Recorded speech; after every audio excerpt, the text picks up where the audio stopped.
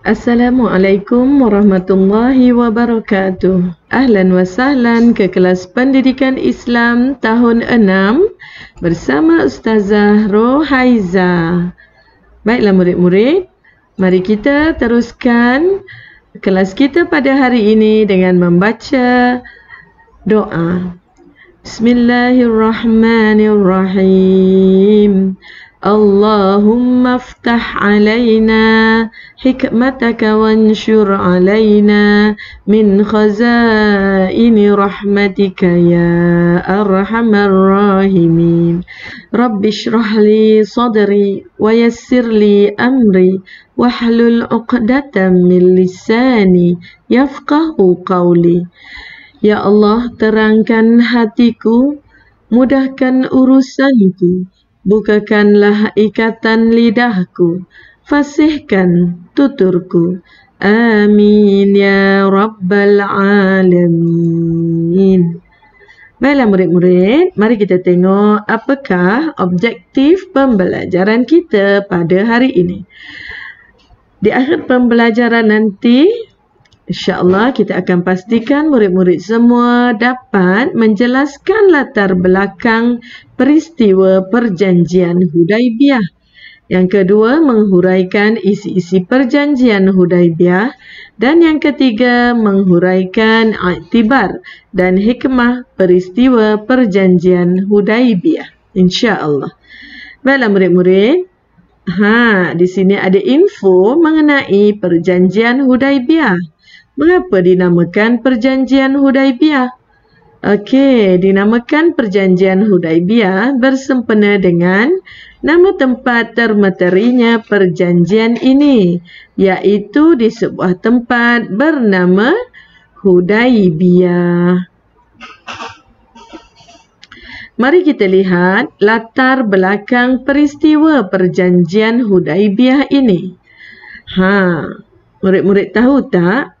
Dalam surah Al-Fath ayat yang ke-27 ada diceritakan mengenai, mari kita lihat.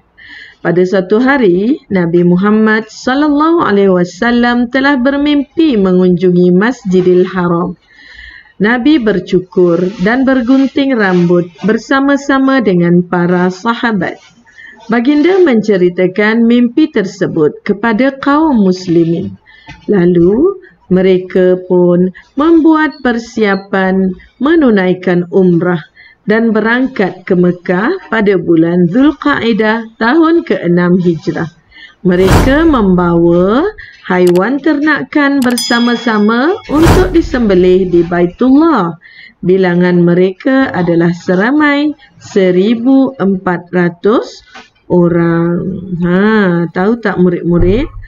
Ketika ini Rasulullah dan para sahabat sangat sangat merindui nak pergi ke Makkah. Pada ketika ini Rasulullah dan kaum muslimin berada di Madinah. Pada ketika itu kedudukan umat Islam sudah kuat setelah umat Islam berjaya mengatasi musyrikin Quraisy dalam beberapa siri peperangan dan berjaya mengatasi ancaman Yahudi di Madinah. Jadi kekuatan iman dan azam umat Islam untuk menziarahi dan menghormati Baitullah. Selain perasaan rindu yang amat sangat terhadap keluarga, sanak saudara dan tempat kelahiran mereka di Mekah. Setelah 6 tahun mereka tinggalkan, tak pernah lagi mereka balik ke Mekah. Jadi ini nampak tak peluang yang sangat terbuka luas untuk mereka balik. Nampak tak betapa gembiranya umat muslimin, umat Islam ketika itu untuk pergi ke Mekah menunaikan haji. Okey, seterusnya. Apabila tiba di Zulhulaifah, Nabi dan kaum muslimin berihram umrah. Memakai ihram. Di satu tempat di Usfan, Nabi Muhammad sallallahu alaihi wasallam mendapat berita bahawa musyrikin Quraisy di Mekah sedang bersiap sedia untuk memerangi dan menghalang rombongan baginda. Oleh itu, baginda memilih jalan yang jarang dilalui orang ramai untuk sampai ke Mekah. Mereka terpaksa melalui jalan yang berliku-liku di celah-celah bukit. Jadi nampak tak sini murid-murid betapa Nabi SAW berusaha untuk mengelak peperangan dengan memilih penyelesaian secara berdamai. Kan? Memilih jalan yang amat payah, yang berliku-liku kan, semata-mata untuk mengelak peperangan. Baiklah, seterusnya, sebelum sampai ke Hudaibiyah, Nabi Muhammad memerintahkan kaum muslimin agar berhenti di Thaniyatul Mirar. Tempat ini berhampiran dengan Hudaibiyah. Apabila uta baginda yang bernama Al-Qaswa tidak mahu meneruskan perjalanan. Di sini baginda dikunjungi Budail bin Warqa Al-Khuzai yang bertanyakan tujuan baginda ke Mekah. Baginda menegaskan tujuan mereka semata-mata untuk menunaikan umrah. Kemudian, musyrikin Quraisy menghantar beberapa utusan lagi. Antaranya Urwah bin Mas'ud untuk berunding dengan Nabi. Urwah meyakinkan musyrikin Quraisy tujuan baginda ke Mekah untuk menunaikan umrah. Baik, seterusnya baginda mengutuskan Sayyidina Uthman bin Affan untuk berunding dengan musyrikin Quraisy, tetapi beliau telah ditahan lalu tersebar berita beliau dibunuh.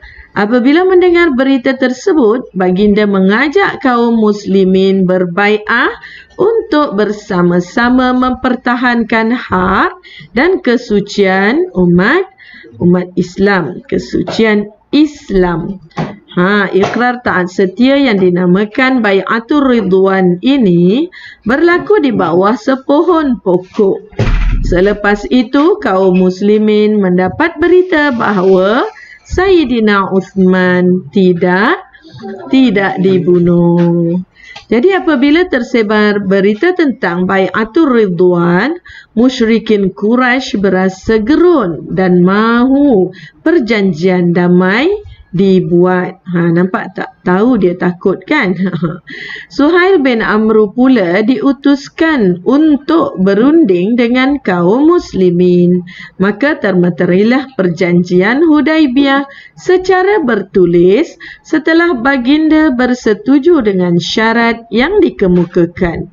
Nabi Muhammad sallallahu alaihi wasallam meyakinkan para sahabat bahawa ini ialah perintah Allah dan Allah tidak akan mempersia-siakan mereka. Faham tak? Kenapa Nabi berkata demikian? Baiklah, kemudian baginda memerintahkan kaum muslimin bertahallul dengan menyembelih haiwan ternakan mereka dan bercukur rambut. Para sahabat yang sedang berduka cita kerana hasrat mereka untuk masuk ke Mekah dihalang. Musyrikin Quraisy hanya berdiam diri.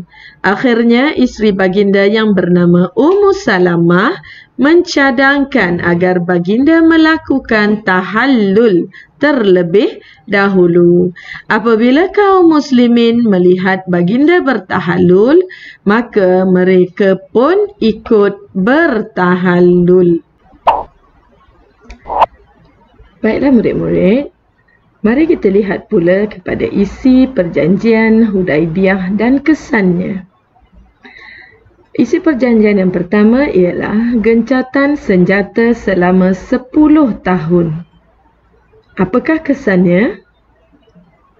Sudah tentulah pertumpahan darah dapat dielakkan dan penyebaran dakwah dapat dilakukan secara terang-terangan tanpa halangan lagi. Bagus kan?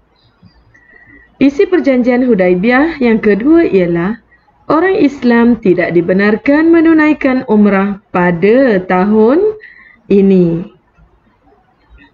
Namun, apakah kesannya? Apabila dihalang, keazaman kaum muslimin semakin kukuh untuk kembali ke Mekah untuk menunaikan umrah. Semakin berkobar-kobar semangat kaum muslimin. Isi perjanjian yang ketiga ialah kedua-dua pihak bebas membuat perjanjian dengan pihak yang lain. Tiada halangan lagi. Lalu apakah kesannya? Nabi mengambil peluang menjalankan hubungan dengan negara dan kabilah Arab yang lain. Maka kesannya Islam berkembang, semakin berkembang. Isi perjanjian Hudaibiyah yang keempat, orang Quraisy Makkah yang datang kepada pihak Nabi SAW tanpa kebenaran walinya, walaupun telah memeluk Islam, hendaklah dipulangkan semula kepada kaumnya. Sementara yang kelima, sesiapa daripada pihak Nabi Muhammad SAW yang datang kepada pihak Quraisy Makkah tidak akan dipulangkan. Kalau kita berada di sini, agak-agak apa perasaan kita? Nampak berat sebelah kan? Okey, mari kita lihat apakah kesannya. Cuba lihat murid-murid. Di situ terdapat peluang menyebarkan Islam melalui muamalah antara orang Islam dengan bukan Islam di Mekah. Sebab apa? Orang Islam yang tidak dipulangkan kepada Nabi, mereka boleh menjalankan hubungan dengan orang-orang bukan Islam di Mekah. Maka kesannya semakin ramai penduduk Mekah memeluk Islam. Nampak macam berat sebelah kan? Orang bukan Islam pulangkan kepada kaum musyrikin Quraisy.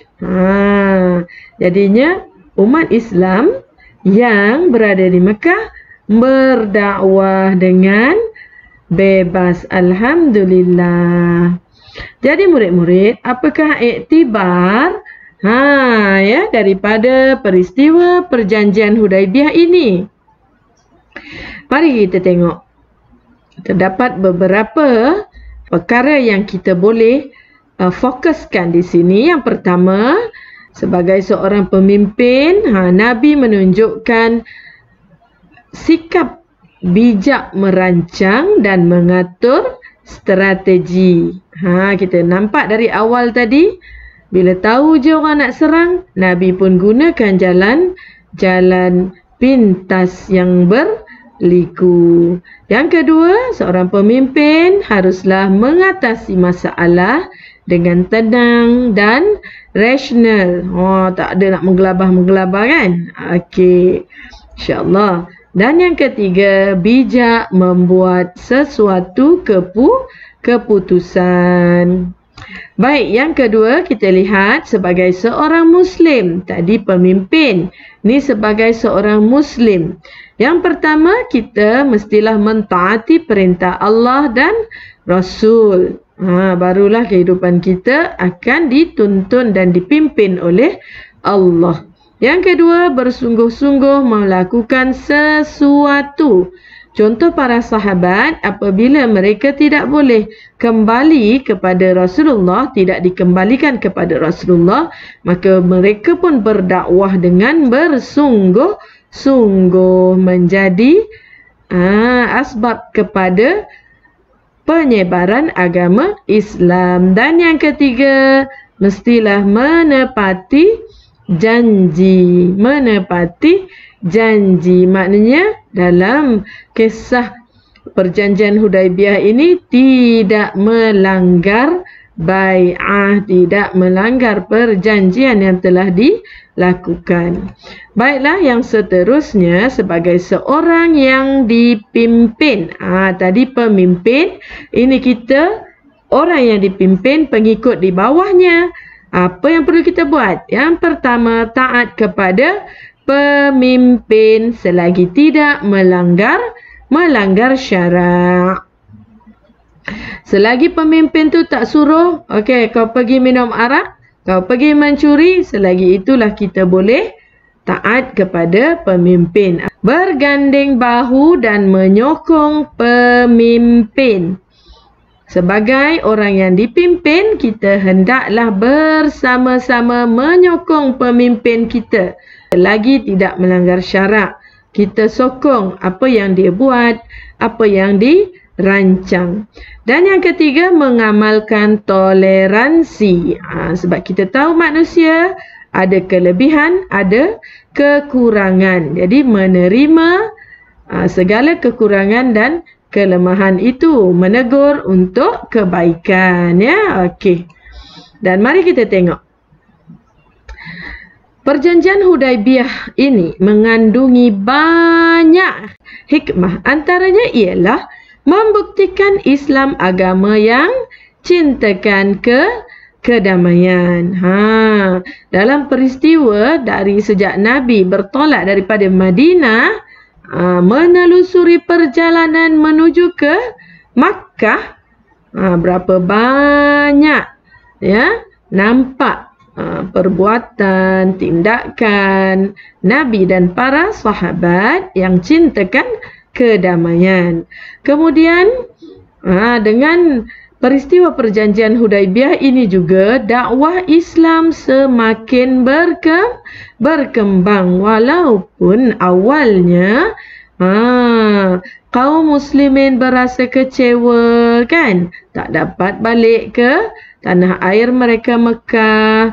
Namun akhirnya kegembiraan dapat balik ke Mekah dalam keadaan yang terbaik, yang aman dan gembira, yang tu nanti kita akan cerita dalam pelajaran yang seterusnya. Dan yang terakhir, titik permulaan kepada pembukaan kota Mekah. Inilah yang Ustazah kata tadi, kegembiraan dia, happy ending dia.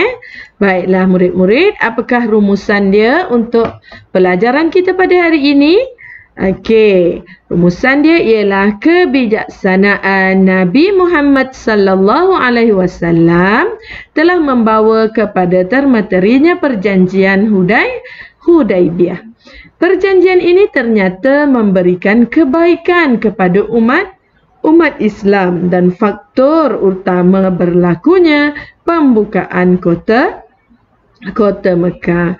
Jadi murid-murid, marilah sama-sama kita mengambil iktibar dari apa yang berlaku daripada sirah Nabi Muhammad sallallahu alaihi wasallam serta para sahabat. Semoga ianya menjadi panduan untuk kita menjalani kehidupan di dunia yang serba mencabar kini. Okey murid-murid, sekian dulu daripada Ustazah untuk pembelajaran kita pada hari ini. Sekiranya ada apa-apa persoalan, bolehlah murid-murid tuliskan di ruangan komen di bawah. Hingga kita jumpa lagi murid-murid. Segala yang baik itu datangnya daripada Allah Subhanahu Wa Taala dan kelemahan itu daripada diri Ustazah sendiri. Semoga murid-murid semua beroleh manfaat daripada video yang telah Ustazah sampaikan ini. Jadi jumpa lagi. Assalamualaikum warahmatullahi wabarakatuh.